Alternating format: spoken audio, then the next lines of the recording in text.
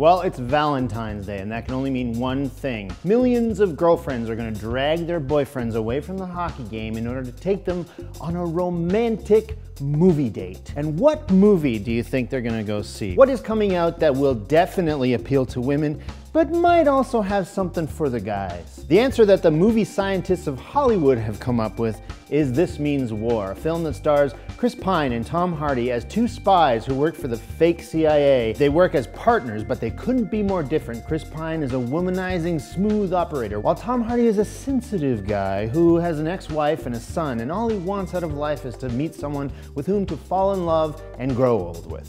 Through a set of crazy circumstances that somehow hinge around the very specific location of a video store in 2012, they both end up falling for the same girl. And that girl in this instance is not a girl, but a woman who's a very successful, career-driven, beautiful blonde lady named Katherine Heigl. No, it's not Katherine Heigl, but it could be. It's Reese Witherspoon this time around, playing the girl who has everything except for the love of a big, strong man. Only in this film, we see that when it rains, it pours, and what happens to her is that she ends up having two guys fighting over her, and she has to pick one.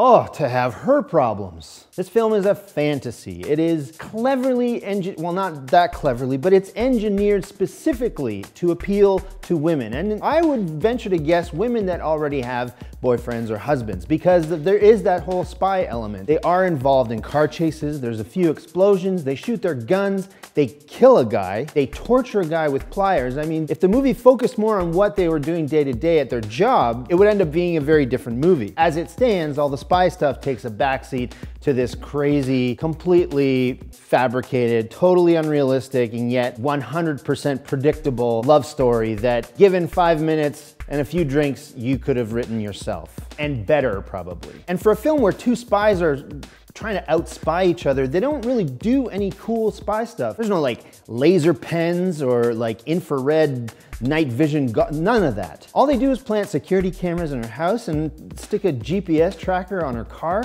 Like, that's stuff that I can do. And if I did do that to someone who I was courting, she would call the authorities and I'd go to prison. The film is just poorly put together. It's directed by McG, who, you know, not only was it directed half-assedly, but the performances by Chris Pine, Tom Hardy, who I used to think could do no wrong, no good in this film, and Reese Witherspoon, who you could at least count on to carry her performance with some consistency throughout the film, but instead, like from one scene to the next, she's a completely different person depending on who she's sharing the scene with. But none of that is probably the fault of the people I mentioned. The problem with this film lies squarely in the script. It feels like a first draft, you know, a sketch of a stock romantic comedy featuring the most one-dimensional characters you can think of. And for a romantic comedy, there sure aren't a lot of funny jokes. I mean, there are a few one-liners that made me chuckle, courtesy of Chelsea Handler. Otherwise, they feel like filler jokes. They feel like first draft jokes. Like, lady says something funny here, I'll think of it later. At any rate, I'm sure it's a big shock to hear from me that this movie is no good. It's literally crept up on us. I didn't even hear of it until about a week ago, and a week from now, I'll probably have forgotten that I'd even seen it. Destined to end up in the bargain bins at Walmart. Now, as I said, it is fantasy, it's a popcorn film, and there's nothing wrong with that. I mean, there have been plenty fantasy popcorn romantic comedies that have succeeded over the years, and one that I can think of off the top of my head that actually accomplishes some of the things that this film tries to is Romancing the Stone from 1984, I think. And talk about fantasy, Kathleen Turner plays a romance novelist that gets wrapped up in this crazy adventure involving a treasure map and stolen jewels and a drug cartel and a crocodile. And it features Michael Douglas in an early role before all he ever played were old dudes. And that is definitely a film that maybe hasn't really lasted for the 30 years since it came out. But upon watching it, it's hard to deny that it does have some sort of classic, kind of lasting Hollywood effort put behind it. They put some thought into it, and they came out with something that's fun to watch, totally fluffy, not disposable though.